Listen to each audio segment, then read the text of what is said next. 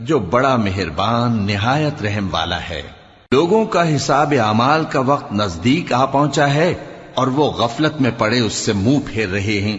ان کے پاس کوئی نئی نصیحت ان کے پروردگار کی طرف سے نہیں آتی مگر وہ اسے کھیلتے ہوئے سنتے ہیں۔ ان کے دل غفلت میں پڑے ہوئے ہیں اور ظالم لوگ آپس میں چپکے باتیں کرتے ہیں کہ یہ شخص کچھ بھی نہیں مگر تمہارے جیسا آدمی ہے، تو تم آنکھوں دیکھے جادو کی لپیٹ میں کیوں آتے ہو؟